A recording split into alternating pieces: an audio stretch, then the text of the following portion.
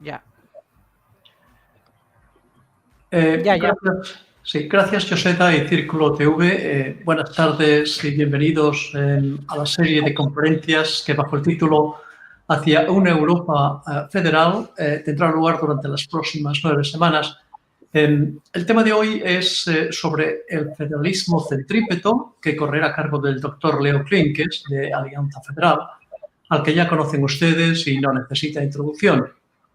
Él nos hablará en inglés y, como la semana pasada, Javier Giner hará la traducción al castellano.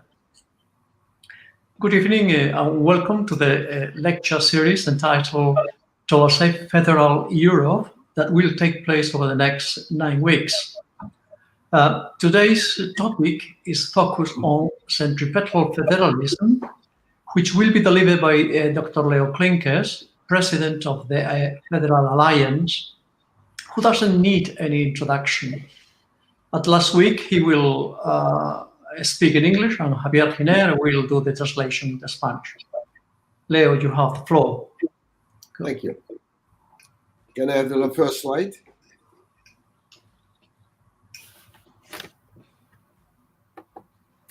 Okay, thank you very much. Good evening. It's my pleasure to open today at Círculo TV the series of 9 lectures on federal state formation. And the next 8 lectures follow every Saturday at 9 p.m. until May 13. Today I shall discuss the method of building a centripetal federal state. One can build a federal state from the top down or from the bottom up. A federal state built from the top down is centrifugal built state. For example, Belgium. Between 1960 and 2000, Belgium converted its decentralized state into a federal state of 3 independent regions, each with its own parliament, government, policies, and own languages. Javier? Tengo el placer de inaugurar hoy en Círculo Televisión el ciclo de 9 conferencias sobre la formación del Estado federal. Los próximos 8 conferencias seguirán todos los sábados a las 21 horas hasta el 13 de mayo. Hoy hablaré del método de construcción de un Estado federal centrípeto. Se puede construir un Estado federal de arriba a abajo o de abajo a arriba. Un Estado federal construido de arriba a abajo es un Estado construido centrífugamente. Por ejemplo, Bélgica, entre 1960 y 2000, Bélgica convirtió su Estado descentralizado en un Estado federal de 3 regiones independientes, cada una con su propio parlamento, gobierno, política e idiomas. Okay, next slide. A state built from the bottom up is called a centripetally built federal state. For example, Germany. The regions in Germany together created a central authority in the form of a federal body. And this way of creating a federal state is the strongest way. In a centripetally built states, the powers of each state remain within the member states themselves. On the other hand, in a centrifugally built state, the pre-existing center retains a necessary power to continue directing the independent parts. We see this, for instance, in federal India. Javier? Un Estado construido de abajo arriba se denomina Estado federal de construcción centrípeta. Por ejemplo, Alemania, las regiones de Alemania crearon juntas una autoridad central en forma de organismo federal. Esta forma de crear un Estado federal es la más sólida. En un Estado de construcción centrípeta, los poderes del Estado permanecen dentro de los propios Estados miembros. En un Estado de construcción centrífuga, el centro preexistente conserva un poder innecesario para seguir dirigiendo a las partes independientes. Lo vemos, por ejemplo, en la India federal. Okay. With the aid of a few drawings, I will explain the construction of a centripetal federal state. Here you see 4 individual states. Each has the powers A to Z. And they know that there are common European interests that they, as an individual state, cannot or can no longer take care of individually. ¿Bien?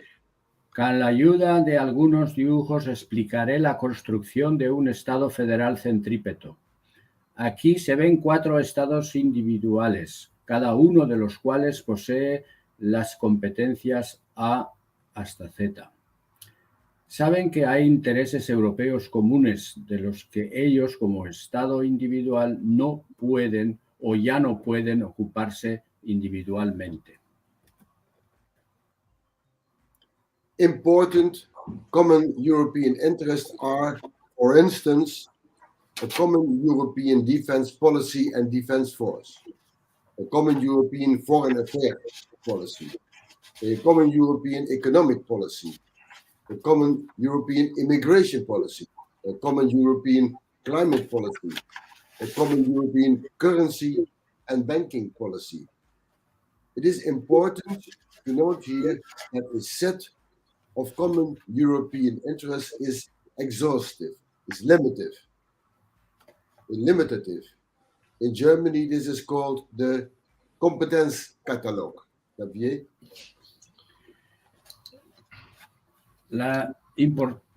Importantes intereses comunes europeos, por ejemplo, una política de defensa y una fuerza de defensa europeas comunes, una política exterior europea común, una política económica europea común, una política europea común de migración, una política climática europea común, una moneda única y una política bancaria europeas comunes. Es importante señalar aquí que un conjunto de intereses europeos comunes es exhausto y limitado. En Alemania se denomina Kompetenzkatalog. Okay. So, if no individual state is able to take care of those important common European interests on its own, it requires cooperation between those states. And therefore, they have to establish a center, a federal body. And they entrust the powers A, B, and C to that federal body to look after these limitative common European interests. And in that case, the drawing is as follows. Javier? Así pues, si ningún Estado puede ocuparse por sí solo de estos importantes intereses europeos, es necesaria la cooperación entre ellos. Por lo tanto, tienen que establecer un centro, un órgano federal. Confían los poderes A, B y C a ese órgano federal para que se ocupe de esos intereses europeos comunes limitativos. En este caso, el dibujo es el siguiente. Look at this drawing. You see in the middle the federal organ. Each independent state entrusts the powers A, B, and C to the federal body. Each independent state makes its powers A, B, and C dormant, as it were, and continues to exercise powers B until Z itself. Javier? Cada Estado independiente confía las competencias A, B, en C al órgano federal. Cada Estado independiente hace latentes, pero por así decirlo, sus poderes A, B y C siguen ejerciendo por sí mismos los poderes D a Z. Okay. Next one. Yeah. Okay. Since the federal body is solely and exclusively responsible for those common European interests and has no power to intervene in the structure, the culture, and the procedures of the participating member states, the following picture is showing a bar between the member states and the federal body, a bar. And that bar indicates that the federal body does not have the power to take any top-down decision that are not included in the limitative list of common European interests entrusted to the federal body.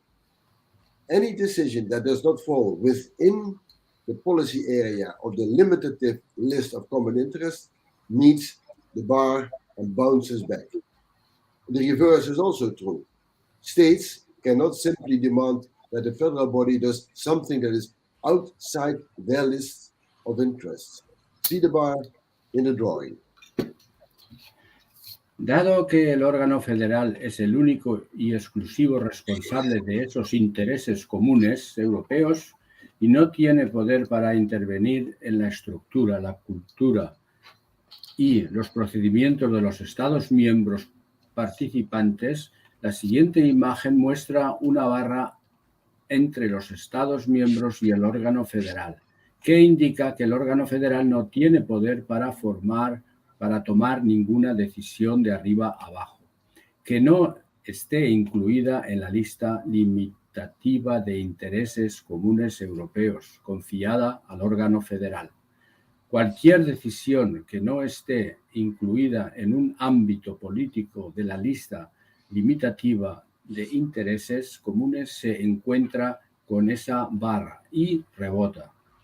Lo contrario también es cierto. Los estados no pueden simplemente exigir que el órgano federal tenga algo que está fuera de su lista de intereses. Véase la barra, el dibujo abajo. You see in the middle that bar. This bar prevents the federal organ from interfering in the structure, the culture, and the procedures of member states. The federal body has powers only to look after an exhaustive set of common European interests, and in this case, only the interests A, B, and C. Esta prohibición impide que el órgano federal interfiera en la estructura, la cultura y los procedimientos de los Estados miembros. El órgano federal solo tiene competencias para velar por un conjunto exhaustivo de intereses europeos comunes. Okay. Therefore, the next drawing symbolizes two very important fundamental elements of a centripetally built federal state. Firstly, it creates a vertical division of powers between the member states and this federal body. You see on the right, the next drawing on the right, you see the horizontal line between the powers of the federal body, the limited powers A, B, and C, made dormant by the member states for themselves, and the powers D to Z, that the member states continue to actively exercise themselves. Secondly, it also creates an entirely new constitutional phenomenon, conceived by the Philadelphia Convention in 1787 when designing the first federal constitution in the world. That phenomenon is called shared sovereignty. And this means that the member states and the federal body share sovereignty together.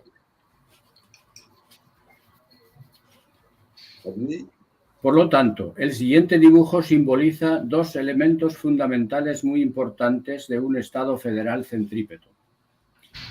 Crea una división vertical de poderes entre los Estados miembros y este órgano federal. Véase a la derecha del dibujo en la línea horizontal entre las competencias del órgano federal, las competencias limitativas A, B y C que los Estados miembros hacen latentes para sí mismos y las competencias D a Z que los Estados miembros siguen ejerciendo activamente. También crea un fenómeno constitucional totalmente nuevo, concebido por la Convención de Filadelfia de 1787 al diseñar la primera Constitución Federal del mundo. Ese fenómeno se denomina soberanía compartida. Significa que los Estados miembros y el organismo federal comparten soberanía. Véase el siguiente dibujo. Here you see on the right-hand side below ABC this vertical division. And on the left, in the middle, the result is shared sovereignty.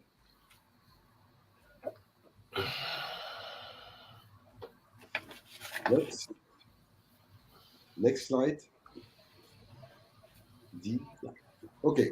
Supporters of the current European Union are constantly pleading for more integration. With this, they mean that member states should be in line with each other as much as possible. But strictly speaking, the call to integrate further is a task for countries to assimilate. And that is to say, adapting to one another as much as possible and thus taking on each other's characteristics. And this is one of the most important causes of conflict within the EU. Countries, parliaments, peoples do not want to assimilate. Not only do they want to preserve their own sovereignty, but they also want to maintain their cultural identity. And this need for further integration is one of the many systemic errors within the EU's current intergovernmental operating system. And such a system error is completely absent in a federal form of government.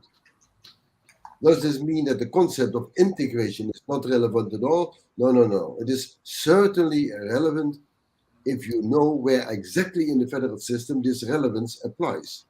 That is, at the level of the federal authority.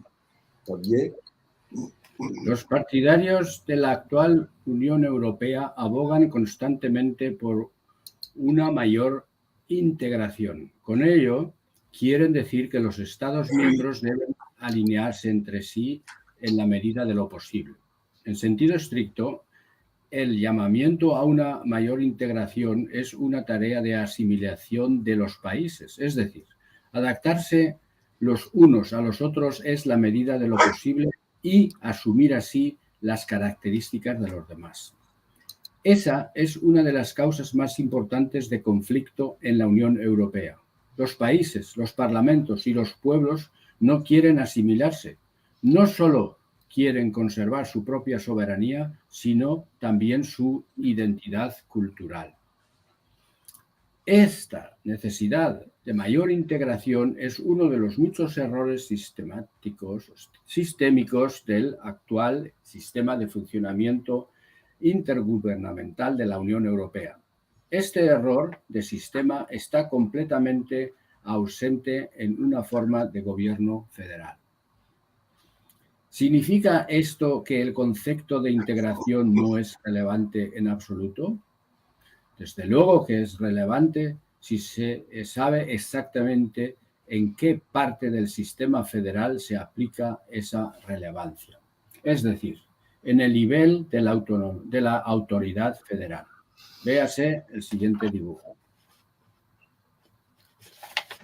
Okay.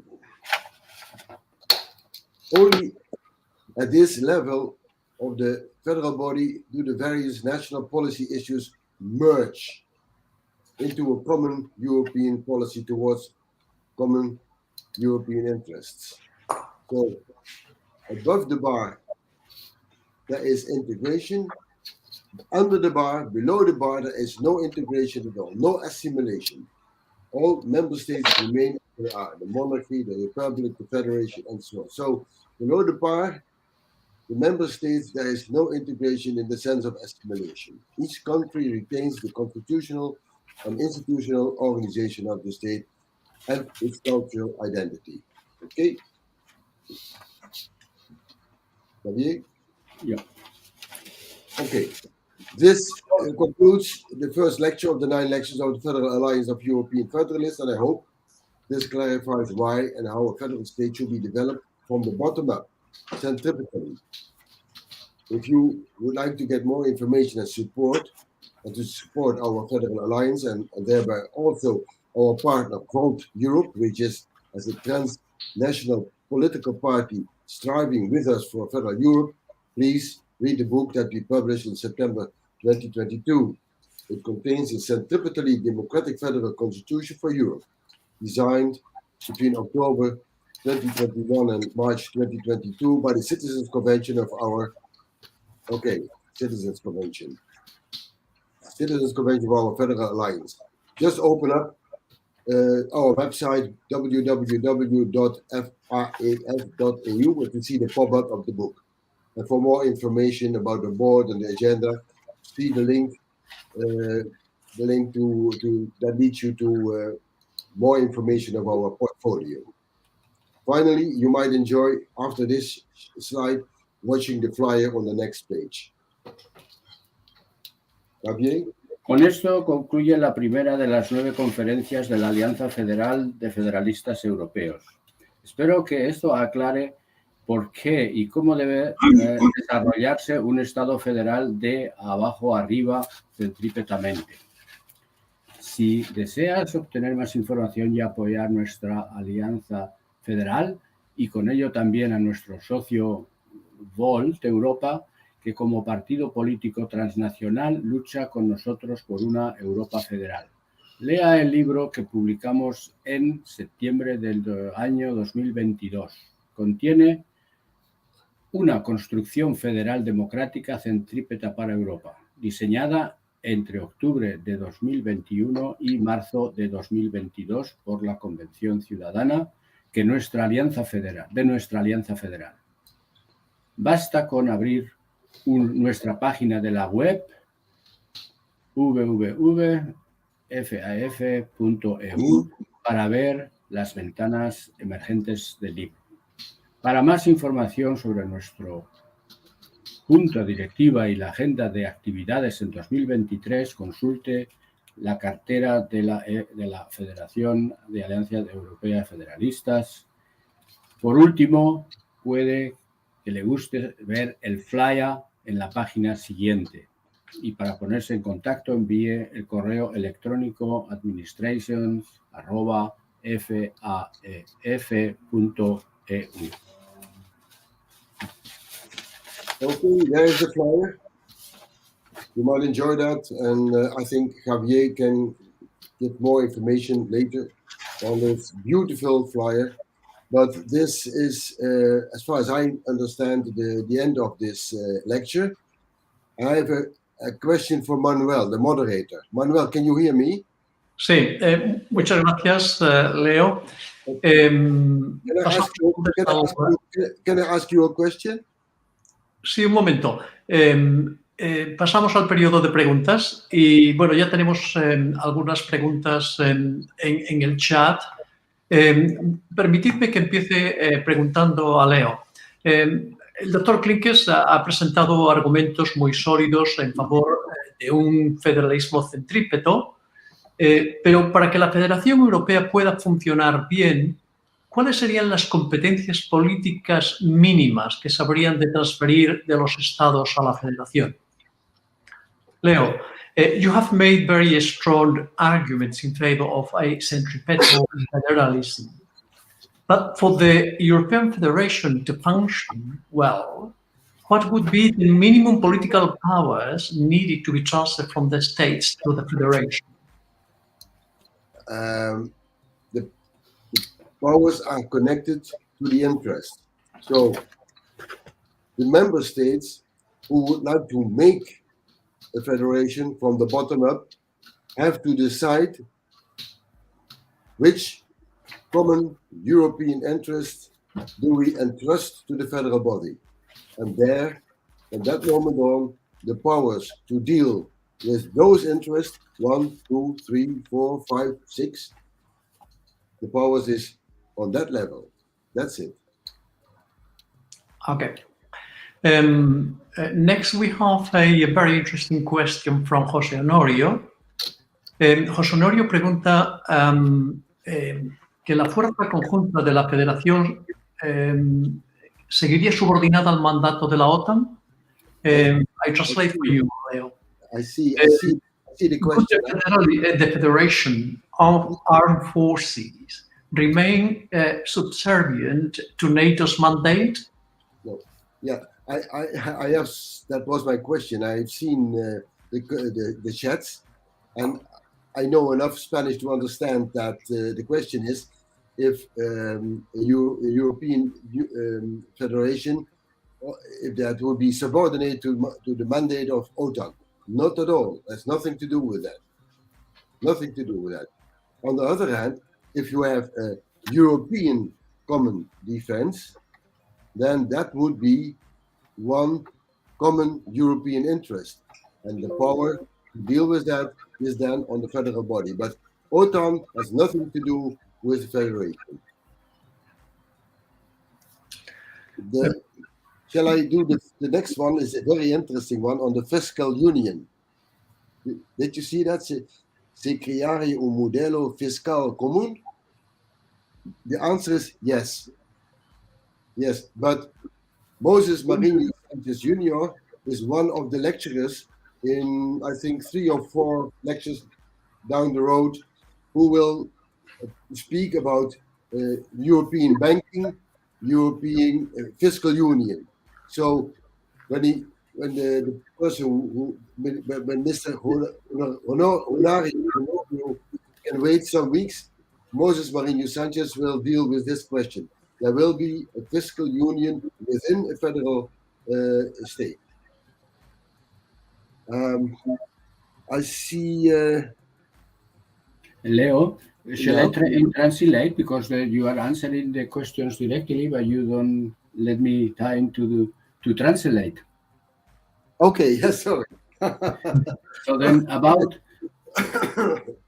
the OTAN, of course, then if the European Federation comes to a federation, then the OTAN will not have to do with the federation. There is no way to represent or to introduce the new federation in the OTAN before as the government and the parliament decide so. In the second question about the fiscal union, it is completely necessary in a federation to have,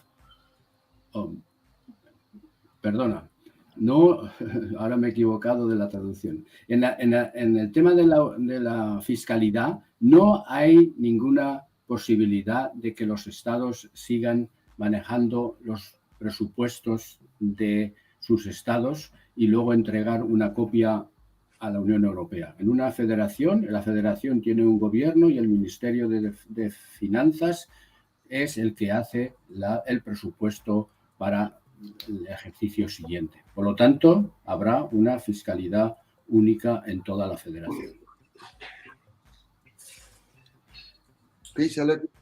Manuel. Sí, bueno, tenemos otra pregunta también de José Honorio, que también yo creo que es muy interesante. La hago primero en castellano y después en inglés. Una vez puesta en marcha la Federación Europea, ¿en algún momento podría ocurrir que hubiera discrepancias en la aplicación de alguna de las políticas entre los estados y la Federación? ¿Cómo se resolvería este tipo de conflictos? Leo, once the European Federation has been launched, at some point it might be possible the existing of discrepancies, the application of certain policies between the states and the Federation. How would this type of conflict be resolved? There is always a gray area, but we have to look at the principle, and the principle is when a common European interest is put on the level of the federal body decides. So if a member state makes a policy that is against this power of the federal body, then the federal body can act. But only in that case. The problem, of course, is that what I said before, there is always a gray area. You understand what I mean? So it has to be solved politically or judicially by the European Court of Justice. That is how it will be solved. Cuando haya conflictos en la federación en un futuro, los conflictos tendrán que solucionarse con una capacidad de entendimiento al mayor posible. Sin embargo, si están bien descritos las competencias de la federación, pues no tendrá por qué haber conflictos, sino que habrá una solución y al final la federación tendrá la posibilidad de acuerdo con la Constitución, puede ser incluso a lo mejor demandada por el Estado miembro, y entonces habrá en el Constitucional, lo mismo que se ve ahora en las regiones españolas, cuando una comunidad no está de acuerdo, pues lo lleva al Constitucional. Pues se supone que cuando funcione la federación sería de una forma similar. Claro, entonces yo lo que sustraigo, mi pregunta estaba orientada sobre la capacidad de veto, como hay en otras formaciones de carácter internacional. Con la respuesta entiendo que ese veto no se implantaría, esa capacidad de veto. De ninguna de las maneras. Es decir, el veto no existiría en la federación. El gobierno tomaría una decisión, informaría a la organización internacional y como federación soberana, que será los Estados Unidos federados de Europa, no tendrá que dar cuentas a nadie. Y una última pregunta, Leo, si la podéis trasladar, yo no hablo inglés, es que ¿habría una política exterior conjunta o cada país miembro tendría la posibilidad de desarrollar las que crea más ventajosas para su Estado? No. Si se la podéis trasladar a Leo. Sí. Leo, José Honorio asked if there will be a common foreign policy in the federation, or each of the states can have already a different foreign policy? This is a very interesting question. It depends, of course, on the text of the federal constitution. And Belgium, for instance, Mr. Honorio, Belgium has a system like that. The federal body in Belgium has the common interest of foreign affairs, but Flanders and Wallonia, the two biggest regions, independent regions in Belgium, have also the Ministry of Foreign Affairs, but not on subjects that belong to the federal body, but on their own subjects. So Belgium has two embassies in the Netherlands. One embassy from the federal body and one embassy from the state, the region Flanders.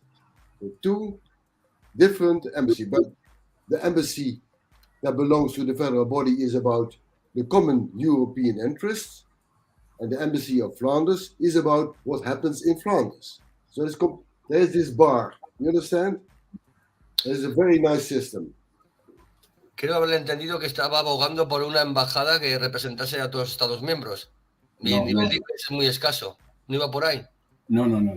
Resulta de que es una pregunta muy interesante porque en la Federación Belga ocurre que Flandes tiene una embajada también para el tema de defensa, pero no en la estructura militar de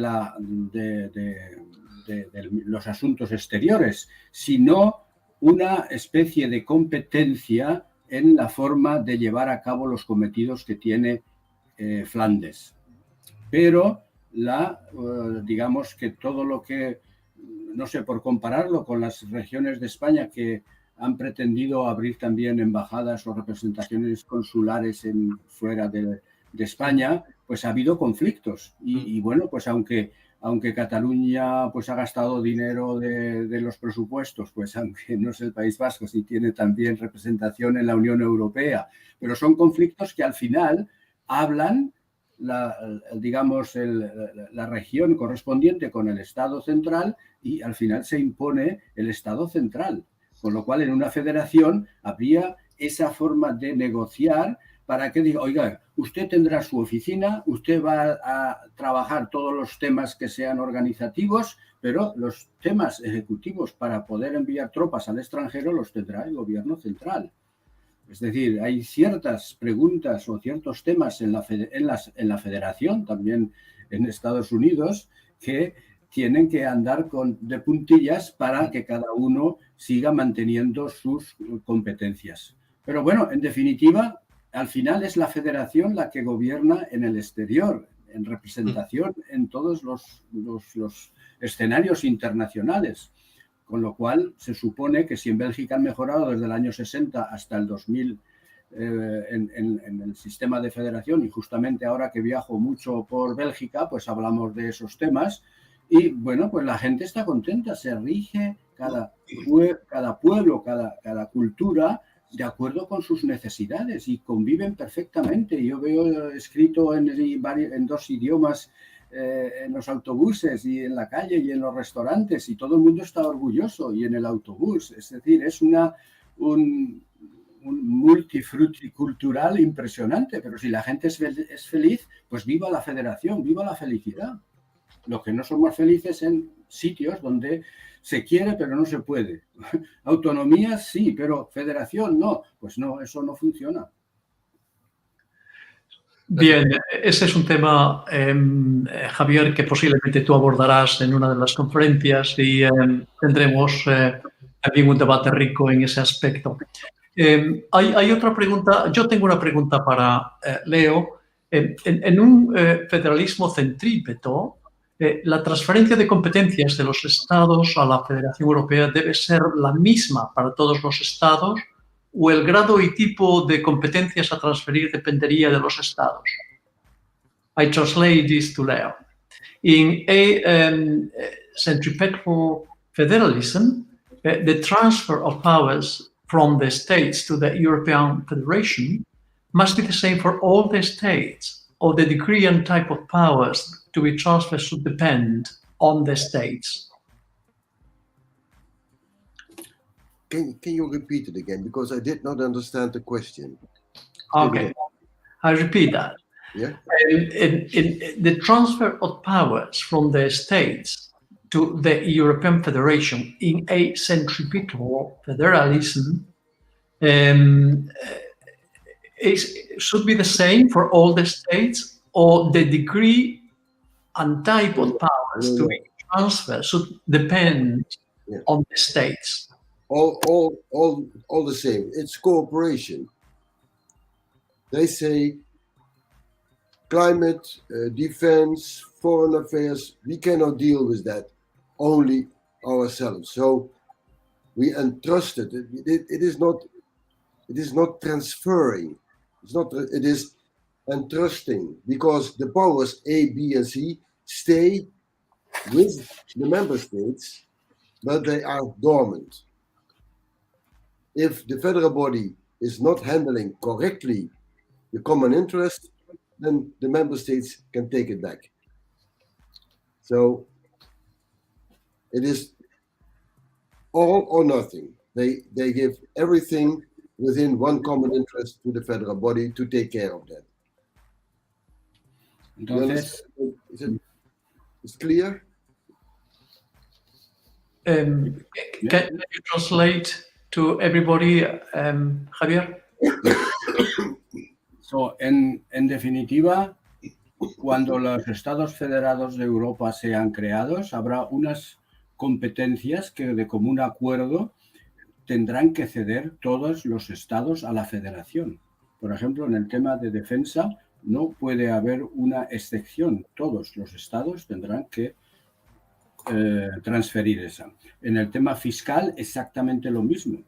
En el tema, no sé qué otro tema hemos hablado antes, no tengo la lista aquí ahora, pero esos temas que son elementales para una federación pueda ser competente de cara a los escenarios internacionales, no pueden ponerse en tela de juicio, porque ya cuando se transfiere esos temas a la federación, no es que se transfiera la soberanía, le dan la confianza a la federación porque van a estar mejor servidos que si se defienden ellos individualmente. Lo vemos en la Unión Europea, en la OTAN. Es decir, cada fuerza de los estados generales de los ejércitos de los diversos estados de la Unión Europea tienen sus propios estructuras y entonces no son eficaces. Con lo cual, eso es elemental desde el principio, que no se transfiere la soberanía, ¿no? Oiga, usted maneje todos los ejércitos con una política común, lo mismo que en la fiscalidad. Por lo tanto, digamos que habrá unos mínimos que tendrán que ser aceptados comúnmente y luego los que no sean tan principales pues se podrán aplicar a lo mejor en un futuro de forma diferente o especial en algunos de los Estados miembros por cuestiones históricas o porque bueno, no tengan una importancia decisiva a la hora de llevar a cabo la política de la federación. Okay, thank you, Javier. Melania is sending her greetings from the shore of the Baltic Sea in Gdansk, and she is telling us that in a conference, a humans conference, they were discussing about human rights and direct democracy, and certainly we'll have this opportunity to discuss direct democracy in a couple of weeks on the 3rd of April. And her intervention obviously is going to be welcome in that respect. I have another question, Leo. En una Europa federal, ¿sería posible y conveniente la adhesión de Rusia? ¿Y qué ventajas o desventajas tendría esta integración tanto a nivel europeo como a nivel geopolítico global? I translate, Leo. In a federal Europe, would the integration of Russia be possible and convenient? And what are the advantages and all disadvantages of this potential integration, both at a European level and at a global geopolitical level? The question is if Russia could be a member of the Federation? Yes. Well, of course, that is possible. But in that case, they have to agree with the Federal Constitution, 100%. But when you look at this moment at the Federal Constitution of Russia, because Russia is a federation, then you will see that they have made all the mistakes that one can make to build a federal state. The Federal Constitution that at this moment exists in Russia is 100% autocratic, dictatorial. Mr. Putin or the president has all ultimate power, and no one can take him, can ask him to be responsible for what he is doing. This is the worst federal constitution I've ever seen in my life.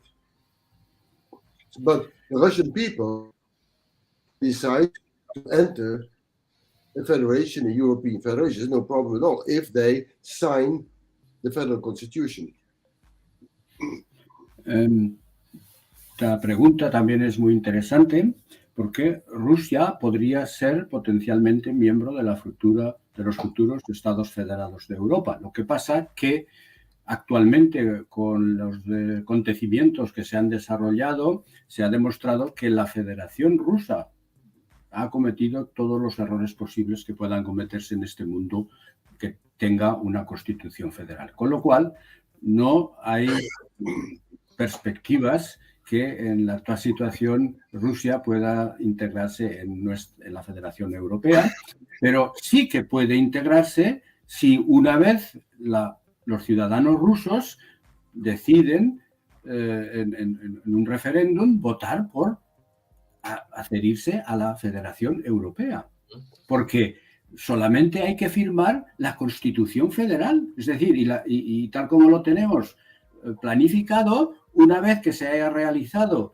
la referéndum o la ratificación en referéndum de los Estados miembros, el Parlamento tendrá que dar simplemente la aprobación pertinente para poder adherirse a la federación. Por lo tanto, no será Putin probablemente, pero puede ser otro presidente que gobierne la federación de forma democrática y no autárquica como lo está haciendo ahora el señor Putin. Gracias, Javier. Tenemos otra pregunta de Loldemos. Nos pregunta que si en una federación europea podría facilitarse el que dos o más países pudiesen ser un país, reunirse. Es el ejemplo de España y Portugal. I translate this to Leo. I think he can read, obviously, it's in the chat. Lodelmos is asking whether it's possible in a federation to facilitate two or more countries to become one.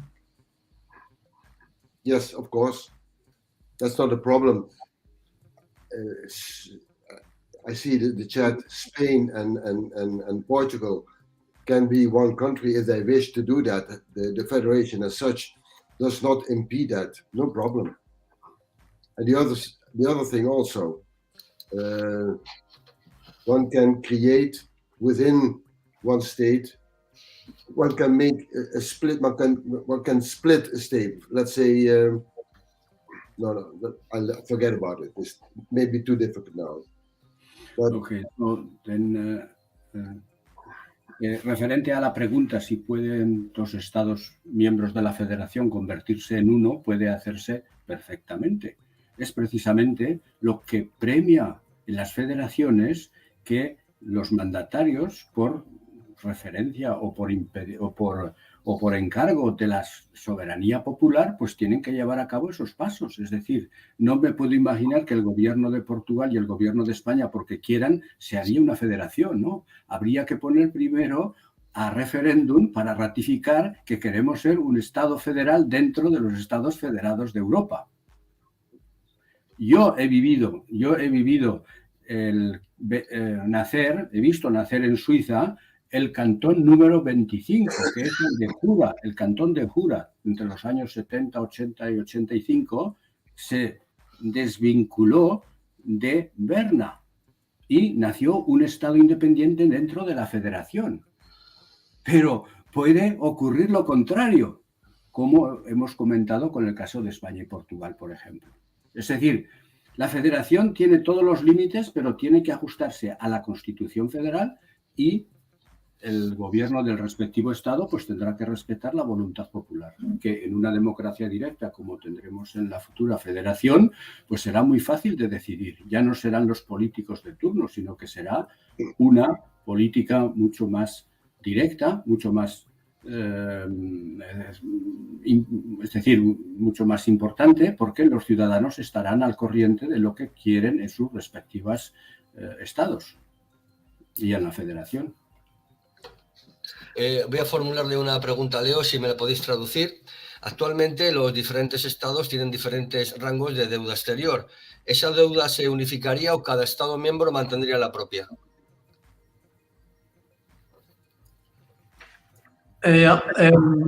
Leo, the debts of each country should be treated separately, or should be done conjointly within the federation? Well, complicada, ¿eh? The way of entering in the federation depends on the ratification of the federal constitution.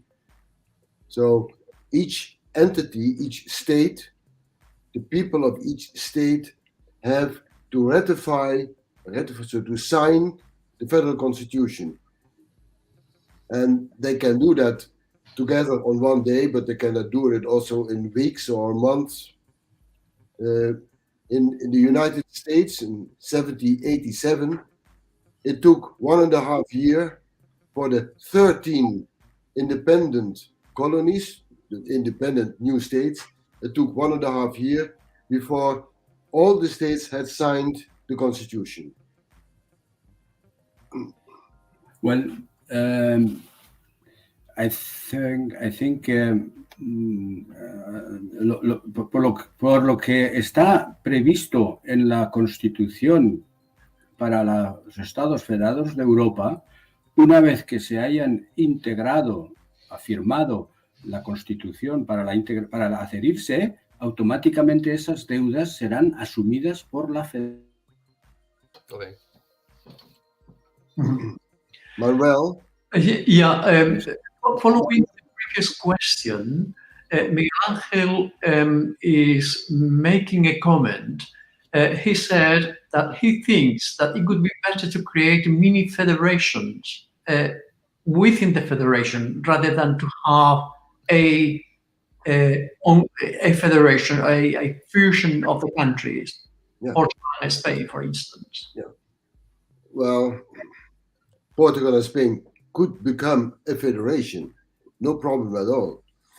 But actually, when Germany, Belgium, and Austria would participate in a European federation, then you have already 3 mini federations within the European Federation. And, well, it is a matter of choice if Portugal and Spain would choose to be a federation or to be one country. That's up to them. No problem at all. From a federal point of view, there's no problem at all. And there is also still a question by Mr. Honorio about the veto right. Is that correct? Javier? What right? I saw one of the questions by Mr. Honorio about a veto right. A veto? No way. There's no veto. No way, no puede haber. It's not democratic. That is stupid. No veto. You do not allow that. Leo, I like to clear the thing about the debts of the states when enter the federation. The debt, the money? Yes, the money. Yes, the debts, for example, that every state have plenty of debts, then this money or these debts will be assumed by the federation since the moment they enter. And the state, no more debts. The formula is the debts of the states become the debts of the federation. So they have a clean sheet, 0 debts. So somehow the money has to come from whatever.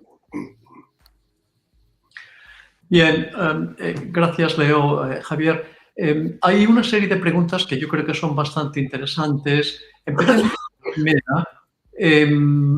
Luis Río nos pregunta si ha habido contactos de FAEF con los eurodiputados de izquierdas como Bildu o Podemos.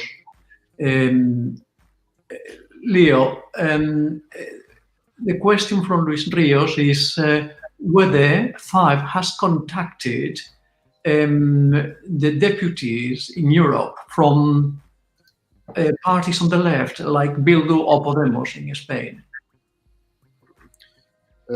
I know that we have informed many times Podemos about what we are doing as a federal alliance of European federalists. But I think at this moment there are no close contacts. We have, on the other hand, now, since very recently, a cooperation with one transnational political party called Volt. You know Volt Europe. We have a cooperation now, and one of the co-president of Volt Spain will have one of the lectures of this series of lectures. But I do not know if we have also contacts in Spain except with Podemos and Volt Europe. Not really, no. I'm very well informed in Podemos, and I don't have any contact with Volt because I have given this news of the recent cooperation between Volt and the FAF, and they don't have any contact. And on top of that, I have informed the deputies or the Euro parliamentarians, several, well, at least before the FAA, or before the federation, our federal constitution was published. I have contacted directly the Euro parliamentarians of the Link group, not only Podemos, but 39 parliamentarians in the European Parliament on the left. And then we had never had any answer for cooperation. And then in other level, we have contacted, and then we have come to the conclusions that politicians nowadays, they won't give up any advantage they have at the present time. So therefore, we don't have to count on the political parties of today for the future, because they will remain. But in the last minute, maybe they will change the T-shirt so as to be at the top of the new era. Thank you. Elena Bolaños hace una pregunta que yo sí creo que es pertinente, ella lo cuestiona. Ella pregunta, ¿qué pasaría en el caso de la Europa de las dos velocidades? Leo, what would happen with a two-speed Europe? Would this be allowed within the Federation? No way. It is a difficult question. It is possible from a legal point of view to create a federation within the European Union. There is the Lisbon Treaty that is in this moment the foundation of the European Union, and this treaty has an article 27, that says 20. If Article 20, yeah. That says if 9 member states of the European Union will create an enhanced form of cooperation, then they can do this. The Article 20 does not say if that might be a federation or not, but I think that it might be legally possible to create a federation within the European Union. Exactly like Belgium and Germany and Austria are federations within the European Union. So that might be a matter of being two speeds, starting small with 9 member states, and then enlarge the number of 10, 20, etc. Parece que habría una posibilidad en el caso concreto de la Unión Europea, porque lo prevé el artículo 20 del Tratado de Lisboa, que ya los miembros actuales de la Unión Europea en ciertos temas de cooperación, como han ocurrido en el pasado con Schengen, como ocurrió con el euro, pues ahora podría ocurrir con la creación de un Estado federal de 9 estados de la Unión Europea, que son los mínimos que establece el Tratado de Lisboa. Por lo tanto, habría 9 estados como existe hoy la República Federal Alemana, la República Federal Austriaca y Bélgica. Por lo tanto, digamos que esa sería la única posibilidad de crear un Estado dentro de la Unión Europea de 9 miembros que se podría adherir a los Estados Federados de Europa con la Constitución que tiene prevista, pues lo mismo que entraría el Estado Federal belga, pero 9 estados integrados de acuerdo con el artículo 20. Es decir, si hay voluntad de federarse, habrá todas las posibilidades, todas las legales y más, porque con la voluntad se puede también llegar mucho más lejos o facilitar el cambio de estatutos o de ley. O de directiva, porque el Tratado de Lisboa es más bien una directiva. Muy bien. Tenemos otra pregunta de Only Vicious. Nos dice, ¿qué pasaría con los paraísos fiscales que actualmente hay en Europa? I translate. What would happen to the existing tax havens in Europe, Leo? That is a matter of policy. That has nothing to do with the federation. We are talking about making a federal state. And a federal state is only a federal state when it is dealing with common European interests. And if the member states of the federation say to the federal body, you are the one who deals with the matter of fiscal paradises, then from that moment on, the federation will deal with the policy on the fiscal paradises. But policy is made by the Congress, so by the House of the Representatives, the Parliament. And it is the Parliament that makes the policy. So you cannot say at this moment that a federation is sympathizing or not sympathizing with fiscal paradises. It is a matter of policy making when the federation has been built.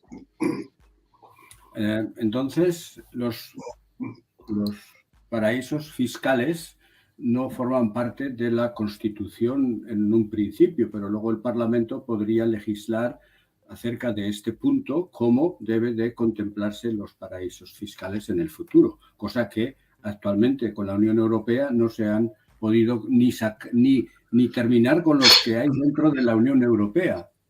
Por lo tanto, yo aquí quisiera añadir que cuando los Estados Federados de Europa se establezcan, tendrán una constitución federal que ha copiado todo lo mejor de la de Estados Unidos, la Convención de Filadelfia, pero también de otras constituciones como la Suiza, introduciendo la democracia directa. Me imagino yo que en un sistema político con democracia directa, como será la federación, los ciudadanos tendrán el derecho a la iniciativa popular, con lo cual el tema grandioso que existe hoy en Francia con las pensiones desaparecería, porque si los ciudadanos quieren pensiones garantizadas para la federación, eso podría llevarse a cabo, como lo han llevado a cabo los suizos. Los suizos rechazaron en su primer intento la renta básica universal, porque son muy trabajadores y tienen miedo de que no haya impuestos o no haya suficiente dinero para pagarla, etc. Pero bueno, lo decidieron ellos en el año 2014, creo, de la recibieron. Pero sin embargo, las pensiones las tienen garantizadas. Es una ley aprobada por referéndum por los ciudadanos suizos y está en la Constitución suiza. Pensiones garantizadas, por ejemplo. Una pregunta más por mi parte y creo que ya es el momento de cerrar porque tenemos que abordar otros espacios. Se está comentando que se imposibilitaría crear paraísos fiscales, pero también se imposibilitaría crear el dumping fiscal, porque eso es competencia desleal entre los Estados miembros. Bueno, translate. Yeah, Leo, Honorio is asking what would happen with the dumping. The what? Dumping. So that different fiscal in the states. For example, I can give you the example in Switzerland. In the Canton Zug, they have different fiscal person as other canton. Yeah, the fiscal system will be that on a federal level, people will be taxed for the federation, and the member states have their own fiscal system. And between them, there is a fiscal union. That's it. Entonces, el sistema federal tiene un presupuesto, que es el de la federación, con lo cual ahí todos los estados tendrán el mismo nivel de impuestos. Y en los estados, pues tendrán que darse vida cómo obtienen el presupuesto para financiar su respectivo estado, como hoy día ocurre con las autonomías, que tienen que financiarse. Pero, en fin, ya sería de una forma más democrática para que los ciudadanos estuvieran contentos y no, bueno, pues que pase lo que está pasando actualmente. Can I add something? In the United States, in America, you see how this works. The taxes in California are very high. So the taxes for the companies and also the personal, the individual taxes. Texas, another state, has low taxes. And they make advertisements to the people in California, please come to our state, Texas, because our fiscal system is much lower than what you have to pay in California. So they compete to each other. There's a competition between states on a fiscal issue. Entonces, hay un ejemplo también en los Estados Unidos donde California tiene unos impuestos muy altos y los de Texas son bastante más bajos, y dentro de esa relación de estados, pues esa posibilidad de que hagan competencia para atraer más inversiones existe, pero no repercute para que a nivel federal los impuestos sigan siendo los mismos, porque igual importa traer 1.000 millones de impuestos de California y 1.500 o de Texas, porque al final serían 2.500, no importa dónde las inversiones se hayan realizado. El Estado federal tendría los impuestos que estarían previstos, independientemente allí donde se haya invertido el capital o las inversiones. Muy bien, bueno, pues ya tenemos que cerrar y dar paso al próximo programa. Y bien, dar gracias al doctor Klinkes por esta interesantísima conferencia sobre el federalismo centrípeto que nos ha ofrecido. Muchas gracias también a todos los asistentes y de nuevo al Círculo TV por permitirnos el uso de este espacio. Here we close this very interesting conference on centripetal federalism that Dr. Klinkes have given us. Many thanks to him and also to all the attendees and the Círculo TV for allowing us to use this space. Nada más por hoy. Buen fin de semana a todos. Good weekend, everybody. Goodbye. Thank you very much. Bye-bye. Bye-bye. Bye. Bye bye.